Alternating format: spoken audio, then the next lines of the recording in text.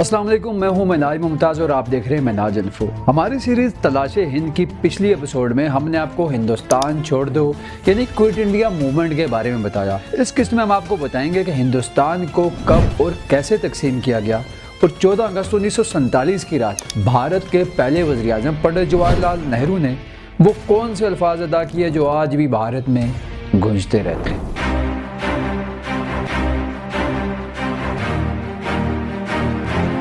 At the stroke of the midnight hour, when the world sleeps, India will awake to life and freedom.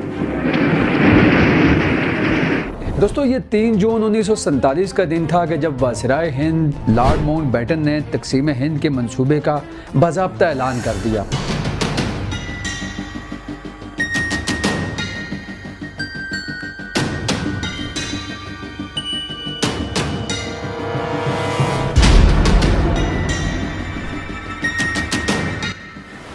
और फिर इसी मंसूबे के तहत दो नए मुल्क पाकिस्तान और भारत उभर कर दुनिया के नक्शे में सामने।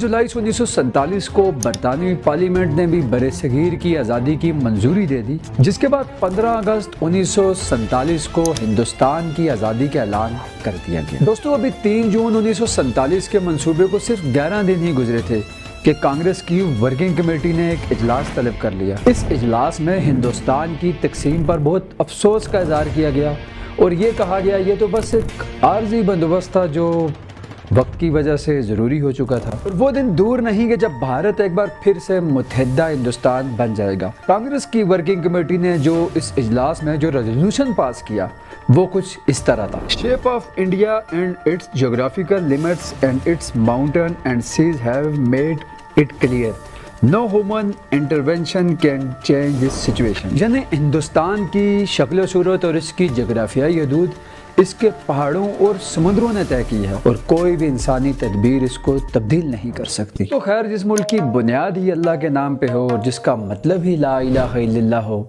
उसने वजूद में तो आना था और हर हाल में आना।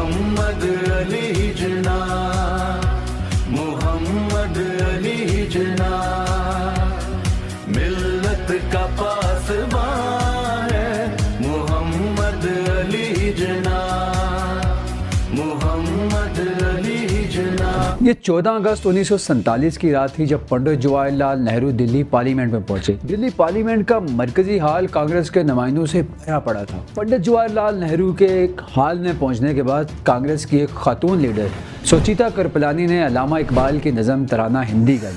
सारे जहानों से अच्छा है हिंदुस्तान हमारा, हम हैं बुलबुलें इसकी ये है गुलिस्तान हमारा, पर्वत से ऊंचा हमसाया आसमां का, वो संतरी हमारा वो पासबां हमारा, गोदी में खिलती हैं इसकी हजार नदियाँ, गुलशन है जिसके दम से रश्के जन्ना हमारा, मज़हब नहीं सिखाता आपस में बैर रखना, हिंदी है हम वतन है हिंदुस्तान हमारा। सुचिता कृपलानी ने इसके बाद भारत का गीत वंदे मातरम भी गाया, जिसके बाद पंडित जवाहरलाल नेहरू स्टेज पर पहुंचे और अपनी तकरीर का आगाज किया और कहा, अभी तो आधी रात है और दुनिया सो रही है, लेकिन हिंदुस्तान आज़ादी की सांस लेने जा रहा है।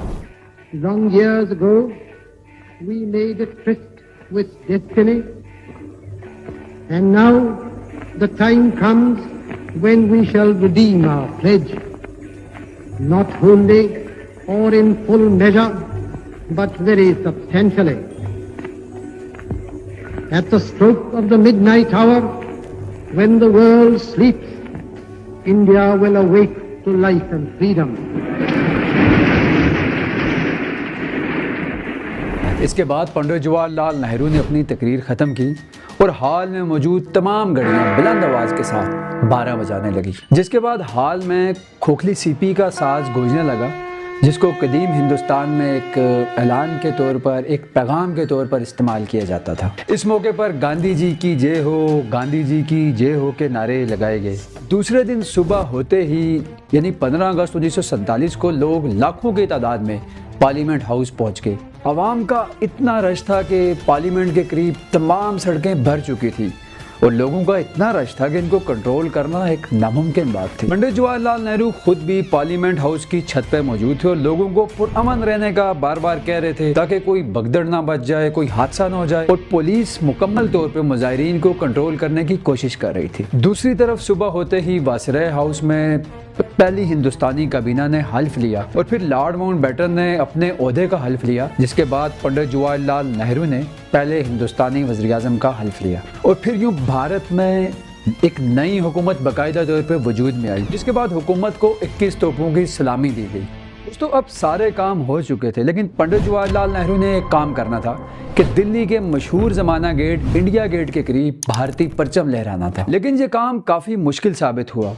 15 अगस्त को जो लोग पार्लियामेंट में आए थे वो वापस अपने घर नहीं गए थे। फिर यही अंदाज़ा लगाया गया था कि तकरीबन 20 से 25 हज़ार के करीब लोग प्रिंसेस पार्क आएंगे, लेकिन जब शाम को भारतीय परचम लहराने की तकरीब शुरू हुई तो लाखों की तादाद में लोग प्रिंसेस पार्क आ गए। एक अंदाजे के मुताबिक 5 से 6 लाख लोग प्रिंसेस पार्क आ गए। आवाम का इतना रश था कि सुई फेंकने की जगह भी बिल्कुल नहीं थी।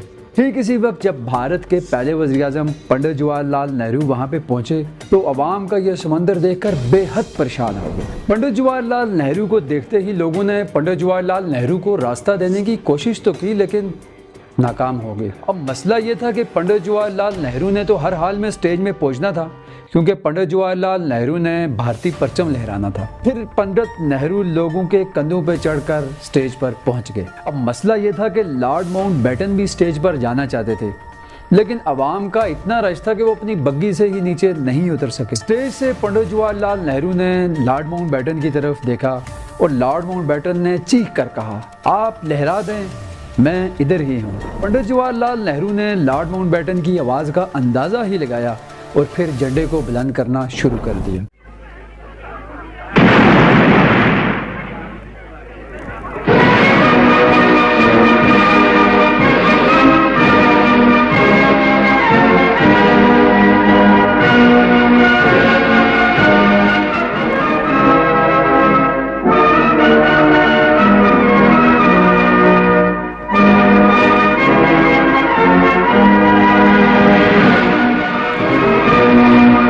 इस मौके पर लॉर्ड माउंटबेटन ने अपनी बग्गी से ही खड़े होकर भारतीय परचम को सलामी दी और जब भारतीय परचम को बुलंद किया जा रहा था तो लोगों ने लॉर्ड माउंटबेटन की जय हो, लॉर्ड माउंटबेटन की जय हो के नारे लगाए। दोस्तों मेरे ख्याल से शायद ये सदियों बाद ही ऐसा हो रहा था कि हिंदुस्तान के अवाम किसी अंग्रेज़ के हक में नारे लगा रहे हैं। हिंदुस्तान की आज़ादी के जश्न में महात्मा गांधी क्यों नहीं शरीक हुए और महात्मा गांधी को कत्ल क्यों कर दिया गया और कायद-ए-आज़म मोहम्मद अली जिन्ना ने खुद पाकिस्तान का गवर्नर जनरल बनने का फैसला क्यों किया। दोस्तों कानूनी आज़ादी हिंद के तहत तो 15 अगस्त को हिंदुस्तान को आज़ादी मिली, फिर भारत और पाकिस्तान अलग अलग दिन आज़ादी क्यों मनाते हैं, ये हम आपको बताएंगे द हिस्ट्री ऑफ हिंदुस्तान तलाशे हिंद की अगली और आखिरी किस्त में। ये जानने के लिए नीचे मौजूद सब्सक्राइब के बटन पर क्लिक करें और बेल आइकन को प्रेस कर दें।